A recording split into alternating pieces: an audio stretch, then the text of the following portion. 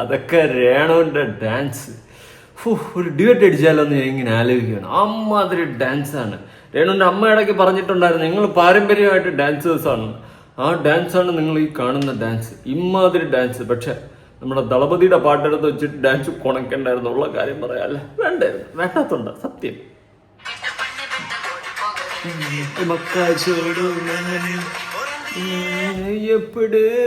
എന്തോന്നടേ ഇത് രേണു, നീ ഒരു ഇത് തന്നെ ബാർ ഡാൻസിന് പോകുന്നതിന് മുന്നേ വീട്ടിൽ ഇരുന്ന് പ്രാക്ടീസ് ആയിരിക്കും. രേണുവിന്റെ അമ്മ പറഞ്ഞിട്ടുണ്ടായിരുന്നു നിങ്ങൾ പാരമ്പര്യമായിട്ട് ഡാൻസേഴ്സ് ആണ്, സഹോദരിക്ക് മാത്രമാണ് ഒരു കഴിവിൽ കുറച്ച് കുറവുള്ളൂ, ബാക്കി എല്ലാവരും ഞങ്ങൾ കഴിവുകളികളാണ്.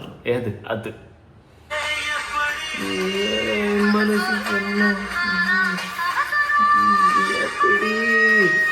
മെമ്പർഷിപ്പിൽ മാത്രം ഇടാതെ ഇപ്പുറത്തും കൂടിയിട്ട് 10 ആരാധകർ കാണട്ടെ എന്നേ. പൈസ ഇല്ലാത്ത ആരാധകർ കാണുമല്ലോ, പേഴ്സണൽ ലിങ്കും പോയി അയച്ചു വിട്. മെമ്പർഷിപ്പിൽ എന്നടാ പണ്ണി പണ്ണി വയ്ക്കറേ.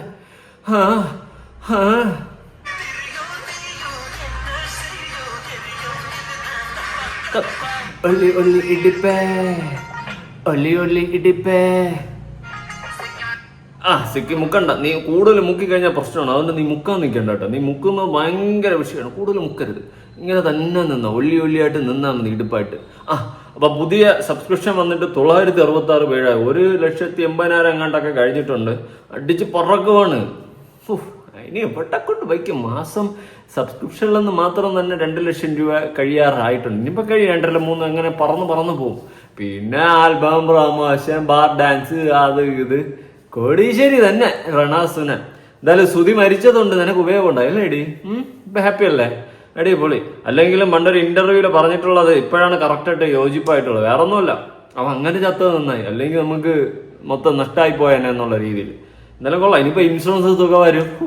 പിന്നെ ആരാ പക്ഷെ എല്ലാം സുനിയേട്ടന് വേണ്ടിയിട്ടാണെന്നുള്ളൊരു കാര്യം മറക്കണ്ട. ഇനി നമ്മുടെ രണാസുന പറയുന്ന കുറച്ച് വാക്കുകളുണ്ട്, എനിക്കതിൽ ഒരു യോജിപ്പില്ല, അതുകൊണ്ടാണ് ഞാൻ പറയാനായിട്ട് അത് വന്നത് കേട്ടോ, എടുത്ത് വെച്ചത്. പൈസ ഉണ്ടാക്കുന്നത് തെറ്റായ രീതിയിൽ തെറ്റാണോ? ഇല്ല, നിന്റെ അഡ്രസ്സിൽ തെറ്റല്ല, നമ്മുടെ അഡ്രസ്സിൽ തെറ്റാണ്. പണം എന്ന് പറയുന്ന സാധനം നേർവഴിയിൽ ഉണ്ടാക്കണം, അല്ലാതെ അപരാധം കാണിച്ചുമല്ല പണം ഉണ്ടാക്കേണ്ടത്. അങ്ങനെ ഉണ്ടാക്കി കഴിഞ്ഞാൽ താൽക്കാലികം മാത്രമാണെന്നേ ഞാൻ പറയത്തുള്ളൂ.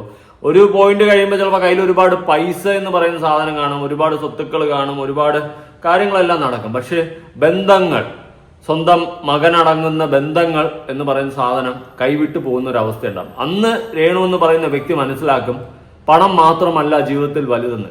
ഇപ്പോ നമ്മുടെ കുടുംബക്കാരോ ഇവരൊക്കെ പോയെന്ന് വെച്ച് കഴിഞ്ഞാൽ നമുക്കൊന്നുമില്ല, കയ്യിൽ 10 പൈസ വേണം, ഇല്ലെന്നൊന്നും പറയില്ല. കുടുംബക്കാരുടെ ഇടയിലൊക്കെ 10 പൈസ ഉണ്ടെങ്കിൽ നിലയും വിലയുള്ളത്. പക്ഷെ സ്വന്തം മകനടക്കം അല്ലെങ്കിൽ സ്വന്തം മക്കളടക്കം വെറുക്കുന്ന ഒരു സിറ്റുവേഷനിൽ ഇതുപോലൊരു അമ്മ എനിക്ക് വേണ്ട എന്ന് പറയുന്ന ഒരു സിറ്റുവേഷനിലോട്ട് പോയി കഴിഞ്ഞാൽ അവിടെയാണ് രേണുവിന്റെ ഏറ്റവും വലിയ തോൽവി എന്ന് പറയുന്നത്. അത് അധികം ഒന്നും താമസിക്കണ്ട, ആ കൊച്ചൊന്ന് വളർന്നാൽ മതി. പിന്നെ കിച്ചു നിന്നെ എഴുതള്ളിയ കേസാണ്, നീയും കിച്ചുമായിട്ടുള്ള അടിയും വഴക്കൊക്കെ നമുക്ക് നല്ലോണം നേരത്തെ അറിയാം, അതുകൊണ്ട് കിച്ചു വിട്. പക്ഷെ മറ്റേ കൊച്ചു പയ്യല്ലേ, അത് കുറച്ച് ദിവസം കഴിയുമ്പോൾ, അല്ലെ കുറച്ച് ദിവസമല്ല കുറച്ച് വർഷം കഴിയുമ്പോൾ രേണു മനസ്സിലാക്കും. അപ്പോഴേ കൈവിട്ട് പോയിരിക്കും കാര്യങ്ങളെല്ലാം. നമുക്ക് അറിയാവുന്ന രീതിയിൽ നമ്മൾ പൈസ ഇല്ലെങ്കിൽ നമുക്ക് പൈസ ഉണ്ടെങ്കിലേ ഉള്ളു ആൾക്കാരും എല്ലാവരും. പൈസ ഇല്ലെങ്കിൽ ഞാനൊക്കെ അനുഭവിച്ചാണ് കുറെ. നീ മാത്രമല്ല, ഈ ഭൂമിയിലുള്ള എല്ലാ മനുഷ്യരും പൈസ ഇല്ലാത്തതിന്റെ ഷോർട്ടേജും കാര്യങ്ങളൊക്കെ അനുഭവിച്ചിട്ടുള്ളത് തന്നെയാണ്. പിന്നെ കോടീശ്വരി മാത്രം അവർക്ക് പ്രശ്നമില്ല, അവരുടെ മക്കളൊക്കെ അത്രയും സെറ്റപ്പിൽ ജീവിക്കും. അല്ലാതെ നമ്മളെപ്പോലെ എല്ലാവരും പൈസ എന്ന് പറയുന്ന ഒരു സാധനം ഇല്ലാത്തതിന്റെ സിറ്റുവേഷൻ അനുഭവിച്ചിട്ടുണ്ട്. ഞാനൊരു സമയത്ത് പെട്രോൾ പമ്പിൽ ഒരു അനുഭവം ഉണ്ടായിട്ടുണ്ട്. അതായത് മിനിമം അവിടെ പെട്രോൾ അടിക്കണമെങ്കിൽ 50 രൂപയ്ക്ക് അടിക്കത്തുള്ളൂ എന്ന് പറഞ്ഞു. കുറച്ച് ഐ തിങ്ക് ഒരു 6 വർഷം ബാക്കാണ്. 40 രൂപയ്ക്ക് അടിക്കത്തുള്ളൂ എന്ന് പറഞ്ഞു, മിനിമം 40 രൂപയ്ക്ക് അടിക്കത്തുള്ളൂ എന്ന് പറഞ്ഞു. എൻ്റെ കയ്യിൽ 35 രൂപയുണ്ട്, അടിച്ചു തന്നില്ല. 5 രൂപ വീട്ടിൽ പോയിട്ട് എടുത്തുകൊണ്ട് തരാമെന്ന് പറഞ്ഞു, അടിച്ചു തന്നില്ല.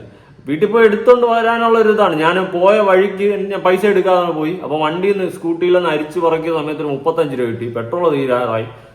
അങ്ങനെ അറ്റം പറ്റിയപ്പോൾ ഞാനൊന്ന് പമ്പിൽ കയറ്റിയിട്ട് 35 രൂപയ്ക്ക് അടിക്കാൻ പറഞ്ഞു, അടിച്ചു തന്നില്ല. അന്ന് ഞാൻ സത്യം പറഞ്ഞാൽ പൈസയുടെ വാല്യൂ ഒരുപാട് മനസ്സിലാക്കി. അന്ന് ഞാൻ ആ പമ്പിലേക്ക് ആളുടെ അടുത്ത് പറഞ്ഞിട്ട് അപ്പോഴങ്ങനെ ഒന്ന് മാനേജറിന്റെ അടുത്ത് കയറി സംസാരം അങ്ങനെ ഇങ്ങനെയൊക്കെ അകത്ത് സംസാരിച്ചിട്ട് അടിച്ചു തന്നില്ല. ഞാൻ പറഞ്ഞു, അല്ലെങ്കിൽ നിങ്ങൾ 40 രൂപയ്ക്ക് അടിച്ചു തരി, 50 രൂപയ്ക്ക് അടിച്ചു തരി, ഞാൻ വേണമെങ്കിൽ കൂടുതൽ പൈസ ആയിട്ട് കൊണ്ട് തരാമെന്ന് പറഞ്ഞിട്ട് സമ്മതിച്ചില്ല. അന്ന് ഞാൻ സത്യം പറഞ്ഞാൽ മനസ്സിലാക്കി പൈസയുടെ വാല്യൂ. ചില സ്ഥലങ്ങളിൽ ഞാനിപ്പോൾ 1 രൂപ 2 രൂപ ബാലൻസ് ഇങ്ങോട്ട് കിട്ടാനുണ്ടെങ്കിൽ ഞാൻ വാങ്ങാതെ പോകായിരുന്നു, കുഴപ്പമില്ല എന്നുള്ള രീതിയിൽ ഈ വലിയ വലിയ കടകളിലൊന്നൊക്കെ ഞാൻ വാങ്ങാതെ പോകുമായിരുന്നു. പക്ഷെ ഇപ്പം ഞാൻ അങ്ങനെയല്ല, അത് ഞാൻ വാങ്ങും. പിന്നെ പാവപ്പെട്ടവർക്ക് മാത്രം, അതായത് എന്തെങ്കിലുമൊക്കെ തട്ട് പോലെ സെറ്റപ്പൊക്കെ വെച്ചിരിക്കുന്നവർക്ക് മാത്രമാണെങ്കിൽ ഞാൻ ചിലപ്പോൾ ചേഞ്ച് വാങ്ങാതെ ഞാൻ പോകും. അല്ലാതെ അത്യാവശ്യം വലിയ കടകളിൽ കയറി കഴിഞ്ഞാൽ ഞാൻ 1 രൂപയായാലും വാങ്ങിയിട്ടേ പോകത്തുള്ളൂ. അത് എന്തുകൊണ്ടാണെന്ന് ചോദിച്ചു കഴിഞ്ഞാൽ ഈ പെട്രോൾ പമ്പിൽ എൻ്റെ അനുഭവം തന്നെയാണ്. ആ അനുഭവം എന്നെ ഒരുപാട് അലട്ടിയിട്ടുണ്ടായിരുന്നു, ഒരുപാട് കാലം. വേറെ ഒന്നും കൊണ്ടല്ല, അന്ന് ഞാൻ ഒരുപാട് ചിന്തിച്ചിട്ടുണ്ട്. ഒരു 6 വർഷം ബാക്കാണ് കേട്ടോ. പൈസയുടെ വാല്യൂ, കാരണം 5 രൂപ കുറഞ്ഞതിന് അവൻ പെട്രോൾ അടിച്ച് തന്നില്ല. അതാണ് അവസ്ഥ. 35 രൂപയ്ക്ക് അടിക്കാൻ പറ്റൂലെന്നും പറഞ്ഞു. ആ അവസ്ഥ അതെന്നെ ഒരുപാട് ചിന്തിപ്പിച്ചു. അതുകൊണ്ട് തന്നെ വലിയ കടകളിൽ കയറി കഴിഞ്ഞാൽ 1 രൂപ ബാലൻസ് കിട്ടാണ്ടെങ്കിൽ ഞാൻ വാങ്ങിയിട്ടേ പോകത്തുള്ളൂ. ഇല്ലെങ്കിൽ ഞാൻ ഗൂഗിൾ പേ അങ്ങോട്ട് അടിച്ചിട്ട് കയ്യിൽ ബാക്കി ചേഞ്ച് വാങ്ങും. ഇത് തന്നെ ഞാൻ ചെയ്യും. എന്തുകൊണ്ടാണെന്ന് വെച്ച് കഴിഞ്ഞാൽ അങ്ങനെ യവന്മാർ സൂചിക്കണ്ട. കാരണം നമുക്കൊരാവശ്യം വന്നപ്പോൾ 5 രൂപ കുറച്ചൊന്നും തരണ്ട, വീട്ടിൽ പോയിട്ട് എടുത്തോണ്ട് തരാന്ന് പറഞ്ഞ് തന്നില്ല. ഇനി അത് വിശ്വാസം ഇല്ലെങ്കിൽ ഓക്കെ 5 രൂപ കുറച്ചടിച്ചാ അതും തന്നില്ല. അന്ന് ഞാൻ 5 രൂപയുടെ വില മനസ്സിലാക്കി. അതുകൊണ്ട് തന്നെ ഇപ്പൊ നല്ലോണം അറിയാം. അതാണ് പൈസ എന്ന് പറയുന്ന ഒരു ഫാക്ടർ നമുക്ക് ഏറ്റവും വലുതായിട്ടുള്ള ഒരു കാര്യം തന്നെയാണ്. അതില്ലെങ്കിൽ അതില്ലാത്തതിന്റെ വിഷമം നമുക്ക് അപ്പോഴേ മനസ്സിലാവത്തുള്ളൂ. സുധിച്ചേട്ടനുള്ള സമയത്ത് ആ മറ്റേ ലോക്ക്ഡൌൺ ടൈമിൽ ഞാൻ അനുഭവിച്ചതാണ്. ചേട്ടനും ഞാനും ഒക്കെ ഞങ്ങളെ ഒറ്റപ്പെടുത്തിയിട്ടുണ്ട്. കാരണം ഒരു കടം വിഷയം വന്നിട്ട് ശ്രദ്ധിച്ച ആ ഒറ്റപ്പെടലിന് ഇത്രത്തോളം ആയില്ലേ. വാവ്, അമേസിങ്, നല്ലതാണ്. പൈസയൊക്കെ ഉണ്ടാക്കണം, ഇല്ലെന്നൊന്നും ഞാൻ പറയുന്നില്ല. പക്ഷെ രണാസുന നീ ഉണ്ടാക്കുന്ന വഴി, നിനക്ക് മാന്യമായിട്ടുള്ള ആൽബം ചെയ്യാം, മാന്യമായിട്ടുള്ള ഷോർട്ട് ഫിലിം ചെയ്യാം, മാന്യമായിട്ടുള്ള വീഡിയോസ് ചെയ്യാം. പകരം നീ അപരാധിക്കുന്നു, അപരാധങ്ങൾ കാണിക്കുന്നു, അപരാധ പീക്ക് ലെവൽ സാധനങ്ങൾ നീ കൊട്ടി ആഘോഷിച്ച് ഉണ്ടാക്കി വിടുന്നു. ലൈം ലൈറ്റിൽ ചർച്ചയ്ക്ക് വേണ്ടി നിൽക്കാനും നെഗറ്റീവ് ആണെങ്കിലും കുഴപ്പമില്ല 10 ആളിൽ റീച്ചായിട്ട് നിൽക്കാൻ വേണ്ടിയിട്ട് കാണിക്കുന്ന പേക്കൂത്തുകൾ, ഇത് അംഗീകരിക്കാൻ പറ്റത്തില്ല. ഇത് അംഗീകരിക്കാനേ പറ്റത്തില്ല, അംഗീകരിക്കത്തുമില്ല ഒരു കാലത്തും. പിന്നെ നിന്റെ അടുത്ത് കുശുമ്പ് തോന്നാൻ നീ ആരെന്നാ നിന്റെ വിചാരം? കുശുമ്പ് തോന്നാൻ എന്ത് പാടേ? നിനക്ക് നിനക്ക് തൊലിക്കട്ടി വേണ്ടേ? നിന്റെ അടുത്ത് കുശുമ്പ നമുക്ക്? അതിനേക്കാളും നമ്മളോണ്ട് ഞാൻ പോണില്ല, ഒന്നും പറയണില്ല. പോ. മര്യാദയ്ക്ക് അവരവരുടെ കാര്യം നോക്കി ജീവിച്ചാൽ പറ്റി. ഞാനൊരു കണ്ടന്റാ ഇവർക്ക് ഈ ഇപ്പം ബ്ലോഗേഴ്സിനാണേലും നെഗറ്റീവ് ബ്ലോഗേഴ്സ് മീൻസ് കുറച്ച് പേരെ ഉള്ളു, 2 പേരേ ഉള്ളൂ. അവര് നീ ആ വിരലിൽ എണ്ണി വെച്ചിരിക്കുന്ന 5 പേരിൽ ഞാൻ കാണും ഇല്ലേ? ഉറപ്പാ, അതെനിക്കറിയാം. ഞാനില്ലാത്ത കഞ്ഞി നിനക്കില്ലല്ലോ, അത് നമുക്കറിയാം. വേറെ ആരൊക്കെ ചെയ്യുന്നത് വരെ നീ എന്റെ പേരിലിട്ടാണ് പറയുന്നത്. അതാണ് ഇതിൽ ഏറ്റവും വലിയ ഹൈലൈറ്റ്. സൂപ്പർ. റിയാക്ഷൻ വീഡിയോ ഇടുന്ന അവർക്ക് ഇപ്പൊ അവർക്ക് ഓരോ ദിവസം കണ്ടന്റാ. അതായത് ഞാൻ സബിൽ ഇടുന്നുണ്ട് പിക്ക്, അപ്പൊ അവർക്ക് ഓരോ ദിവസം കണ്ടന്റാ. ഇന്ന് ഞാൻ ഒരു പിക്ക് ഇടുന്നതിന് മുന്നേ ഞാൻ സ്റ്റോറി ഇട്ടാണ്ട് വ്ളോഗേഴ്സ് ഇട്ടിട്ടുണ്ട്, നിങ്ങൾ ചെന്ന് പെട്ടെന്ന് സ്ക്രീൻഷോട്ട്. എടി നീ അതപ്പതിച്ചെന്നല്ലാണ്ട് നിന്നെ ഒന്നും പറയാനില്ല. സീരിയസ്ലി നീ തന്നെ ഒന്ന് ആലോചിച്ച് നോക്കും. ഇപ്പൊ സബ്സ്ക്രിപ്ഷൻ തുടങ്ങി, ഓക്കെ, നിനക്ക് വേണമെങ്കിൽ ഡെയിലി വ്ളോഗ് അതിൻ്റെ അകത്തിടാം, അല്ലെങ്കിൽ കുറച്ച് ഫോട്ടോസൊക്കെ അല്ലാത്ത നോർമൽ ഫോട്ടോസ് ഇടാം. പക്ഷെ നീ ഈ ഹോട്ട് പിക്ക് ഇടുന്നു, അല്ലെങ്കിൽ ഇങ്ങനത്തെ എക്സ്പോസിങ് സാധനങ്ങൾ ഇടുന്നു, നിനക്ക് തന്നെ സ്വയം ഒരു തൊലിക്കെട്ട് തോന്നില്ലേ? നിനക്കൊരു കുട്ടിയുള്ളല്ലേ? ആ കുട്ടി നാളെ ഇതെല്ലാം ചോദ്യം ചെയ്ത് കഴിഞ്ഞാൽ ഉള്ള അവസ്ഥയെ പറ്റിയിട്ട് നീ ചിന്തിച്ചിട്ടുണ്ടോ? എടാ, പൈസ നീ 1000 കോടി ഉണ്ടാക്കിയാലും നീ പകരം 1 കോടി നീ അധ്വാനിച്ചുണ്ടാക്കിയാൽ, ന്യായമായ രീതിയിൽ അന്തസ്സോടെ അധ്വാനിച്ചുണ്ടാക്കിയാൽ ഈ 1000 കോടിയേക്കാളും, ഈ അപരാധിച്ചുണ്ടാക്കിയ 1000 കോടിയേക്കാളും വലുത് ആ 1 കോടിയായിരിക്കും. മനസ്സിലായ? അത് എത്ര എമൗണ്ട് ആയാലും, ഞാനൊരു എക്സാമ്പിൾ പറഞ്ഞതേ ഉള്ളൂ. അങ്ങനെ ആയിരിക്കണം. അല്ലാണ്ട് നമ്മൾ ഈ എന്ത് പേക്കൂത്തും എന്ത് തോന്നിവാസവും കാണിച്ചിട്ട് ഉണ്ടാക്കുന്ന പൈസ അത്ര നല്ലതൊന്നുമല്ല. നാളെ ഇപ്പൊ നിനക്കത് മനസ്സിലാവത്തില്ല. നിന്റെ വിവരമില്ലായ്മയും സ്കൂളിന്റെ വരാന്ത പോലും കണ്ടിട്ടില്ലാത്ത നിന്റെ ആ ഒരു മൈൻഡ് സെറ്റാണ്. അത് കുറച്ച് കാലം കഴിയുമ്പോൾ നിന്റെ മകൻ നിന്നോട് ചോദ്യം ചെയ്യുമ്പോൾ നീ അത് മനസ്സിലാക്കും. അല്ലെങ്കിൽ അവൻ അത് ചോദ്യം ചെയ്തില്ലെങ്കിൽ അവൻ നിന്നെക്കാളും തല്ലിപ്പൊളിയായിട്ട് പോകും. ഇത് ഏതെങ്കിലും ഒന്നേ സംഭവിക്കത്തുള്ളൂ. അവൻ നല്ലവനായിട്ട് ജീവിച്ചു കഴിഞ്ഞാൽ നിന്റെ അടുത്ത് അവൻ ചോദ്യം ചെയ്യും. മറിച്ച് അവൻ തല്ലിപ്പൊളിയായിട്ട് പോയി കഴിഞ്ഞാൽ അവൻ ചോദ്യം ചെയ്തിട്ടില്ല. അവനും ഈ മൈൻഡ് സെറ്റാണ്, എങ്ങനെയെങ്കിലും പൈസ ഉണ്ടാക്കിയാൽ മതി എന്നാണെങ്കിൽ എനിക്കൊന്നും പറയാനില്ല. ആ ഒരു മൈൻഡ് സെറ്റിൽ പോയി കഴിഞ്ഞാൽ നമുക്ക് പിന്നെ ഒന്നും പറയാനില്ലല്ലോ. പക്ഷെ ഒരു നല്ലൊരു ക്വാളിറ്റിയുള്ള പയ്യനായിട്ട് അവൻ സമൂഹത്തിൽ വളർന്നു വന്നു കഴിഞ്ഞാൽ ഒരിക്കലും നിന്നെ അക്സെപ്റ്റ് ചെയ്യാൻ അവന് പറ്റത്തില്ല. അമ്മയെന്ന നിലയിൽ നീ ലിറ്ററലി അൾട്ര ഫ്ലോപ്പാണ്, ഉള്ള കാര്യം പറയാമല്ലോ. എന്തായാലും കൊള്ളാം. ഇനി ഇതിന്റെ താഴെ 1-2 കമന്റ്സ് തന്നു കൊടുക്കാം.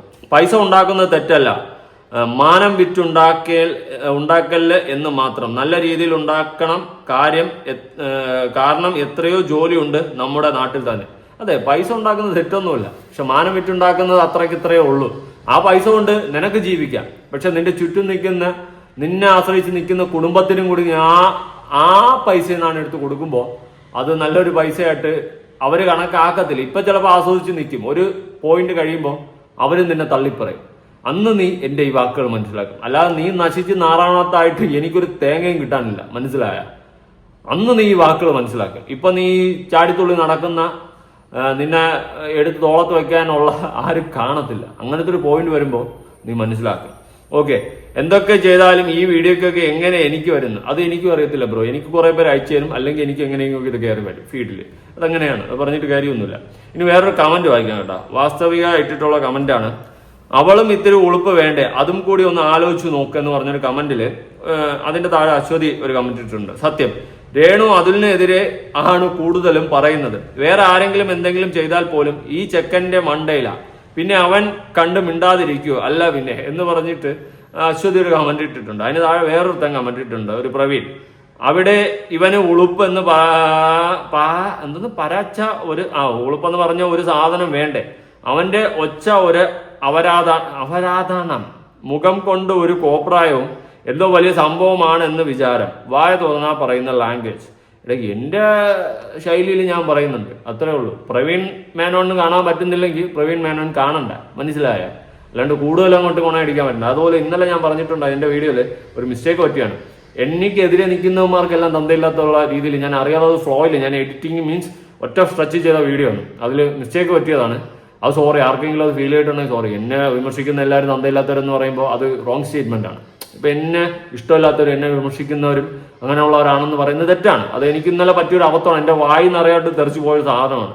ഓക്കെ, അതിൽ ഞാൻ ഖേദിക്കുന്നു. അത് കുറച്ചുപേര് കമന്റ്സിൽ ചൂണ്ടിക്കാണിച്ചിട്ടുണ്ടായിരുന്നു. ഇനി ഞാൻ വേറൊരു വീഡിയോ എടുക്കട്ടെ. ഏഷ്യാനെറ്റ് ഇത്രയും തരം താഴ്ന്നു പോയല്ലോ, ഇത്രയും ദാരിദ്ര്യം പിടിച്ചതിനെയൊക്കെ വിളിച്ചുകൊണ്ട് വന്നല്ലോ എന്ന് ഞാൻ ആദ്യം ആലോചിച്ചു.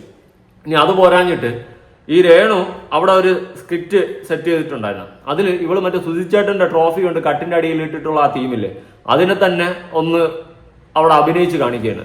അത്രയ്ക്ക് തരം താഴ്ന്നു പോയല്ലോ നീ എന്നേ ഞാൻ പറയത്തുള്ളൂ. നീ നിന്റെ ഏറ്റവും വലുതാണ് നിന്റെ സുനിയേട്ടൻ എന്ന് പറഞ്ഞ് കൊണ്ടു നടന്നിട്ട് അങ്ങനെ ട്രോഫി അങ്ങേർക്ക് കിട്ടിയിട്ടുള്ള അംഗീകാരങ്ങളെല്ലാം നീ കട്ടിന്റെ അടി ചാക്കി കെട്ടി എറിഞ്ഞിട്ട് നിന്റേത് മാത്രം എടുത്ത് മേശപ്പുറത്ത് വെച്ചിരുന്നത് കിച്ചുവിന്റെ വ്ളോഗിലൂടെ പുറത്തു വന്ന് നാട്ടുകാരെ കണ്ട് തൂക്കി നീ ഏറി കയറിപ്പോയി. ഇപ്പൊ അതിനെ നീ സ്കിറ്റാക്കിയിട്ട് നീ അഭിനയിക്കുകയാണ്. നിനക്ക് ഉളുപ്പുണ്ടോ?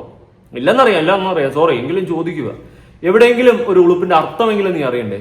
വളരെ മോശമാണ്, വളരെ മോശം. ഞാൻ ആ വീഡിയോ ഒന്ന് കൊടുക്കാം. എനിക്ക് കണ്ട സമയത്ത് പുച്ഛമാണ് തോന്നിയ. നമുക്ക് വേണ്ടപ്പെട്ട ഒരാൾ മരിച്ചുപോയി, ആ ആളുമായിട്ട് റിലേറ്റ് ചെയ്തിട്ട് ആ ആളെ കളിയാക്കിക്കൊണ്ട്, അല്ലെങ്കിൽ ആ ആളുമായി ബന്ധപ്പെട്ടിട്ടുള്ള സിറ്റുവേഷൻ നമ്മുടെ ലൈഫിൽ നടന്നിട്ട് ആ സിറ്റുവേഷൻ എടുത്തു വെച്ചിട്ട് മറ്റൊരാൾ കളിയാക്കി വീഡിയോ ചെയ്യുന്നത് പോലെയല്ല നമ്മൾ സ്വന്തമായിട്ട് കളിയാക്കി ആ ഒരു സിറ്റുവേഷനെ വളരെ ചിരിക്കാനുള്ള ഒരു വകുപ്പുണ്ടാക്കിയിട്ട് നാട്ടുകാരുടെ മുന്നിൽ പ്രസന്റ് ചെയ്യുമ്പോൾ നിന്റെ ക്വാളിറ്റി എത്രത്തോളം മ്ലേച്ഛമാണെന്ന് അവിടെ നിന്ന് എക്സ്പോസ് ആവുകയാണ് കേട്ടോ. എന്തായാലും കൊള്ളാം. സുനിയേട്ടാ എന്ന് പറഞ്ഞ് വിളിക്കുന്ന ഇവളുടെ തനി ഗുണമാണ് ഇവിടെ നാട്ടുകാർ മനസ്സിലാക്കുന്നത്. ഞാൻ അറിഞ്ഞ കാര്യങ്ങളാണ്. ഇവൾ എത്രത്തോളം ആ വ്യക്തിക്ക് വില കൊടുത്തിട്ടുണ്ടെന്ന് എനിക്ക് വ്യക്തമായിട്ട് അറിയാം. ഞാൻ പറയുമ്പോൾ എന്നെ എല്ലാം കൂടി ചെളിവാരി അറിയാൻ നിൽക്കും. മനസ്സിലാക്കുക. എന്തായാലും ആ സ്കിറ്റ് ഒന്ന് കാണാം.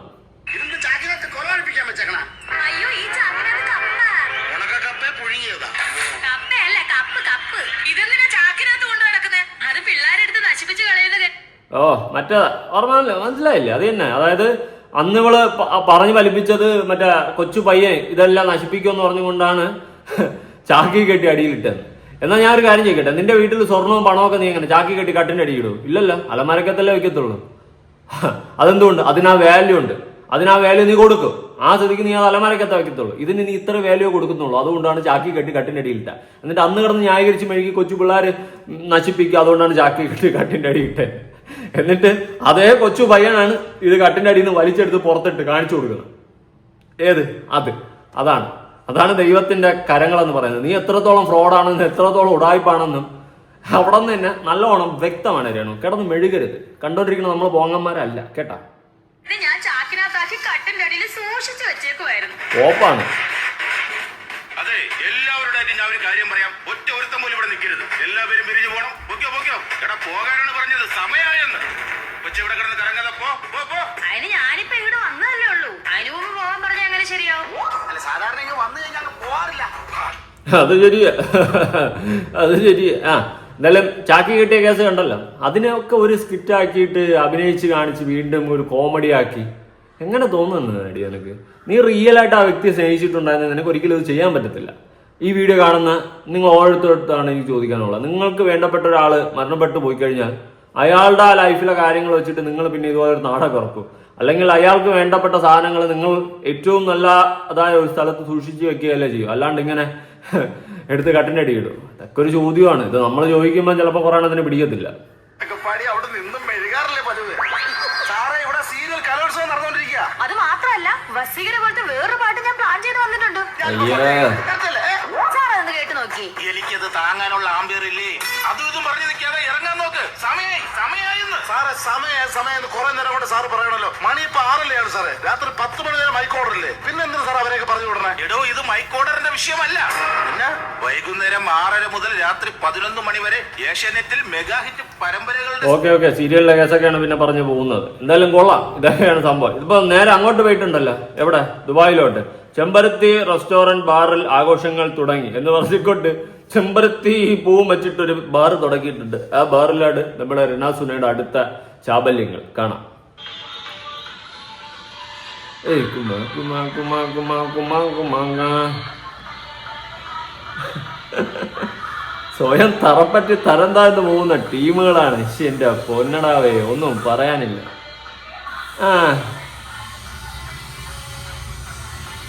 കൊള്ളാം, നടക്കട്ടെ. All the best. എല്ലാം നല്ലതിന്, എല്ലാം സുനിയേട്ടന് വേണ്ടിയിട്ട്. ഈ കാണിക്കുന്നതും ഈ ചെയ്യുന്നതും എല്ലാം നമ്മുടെ സ്വന്തം സുനിയേട്ടന് വേണ്ടിയിട്ട്, രണാസുനയുടെ സ്വന്തം സുനിയേട്ടന് വേണ്ടിയിട്ടാണ് രണാസുന ഇമാതിരി കോപ്രായങ്ങളും പേക്കൂത്തുകളും കാണിച്ചു കൂട്ടുന്നത്. കൂടുതലായിട്ട് എനിക്കൊന്നും പറയാനില്ല. എന്തായാലും കൊള്ളാടേ. ട്രോഫിയുടെ കേസ് കണ്ടല്ലോ. ആ ഒരു സംഭവത്തിനെയൊക്കെ എങ്ങനെ പറ്റുന്നു, സാധിക്കുന്നു? നമുക്ക് വേണ്ടപ്പെട്ട ഒരാളുടെ ഒരു സിറ്റുവേഷൻ പിന്നെ കൊണ്ടുവച്ചിട്ട് നമുക്ക് അത് മുതലെടുപ്പ് നടത്താനുള്ള ഒരു അവസരമായിട്ട് ഒരിക്കലും പറ്റത്തില്ല. പക്ഷെ ഇതൊക്കെ പറ്റുന്ന ഒരേ ഒരാളെ ഈ ലോകത്തിലുള്ളൂ. അത് രണാസുനയാണ്. അത് രണാസുന മാത്രമാണ്. എന്തായാലും നിങ്ങളുടെ അഭിപ്രായങ്ങളും കാര്യങ്ങളും ഉറപ്പായിട്ട് താഴെ കമന്റ് പുതിയൊരു വീഡിയോ ഇടണം. ബൈ.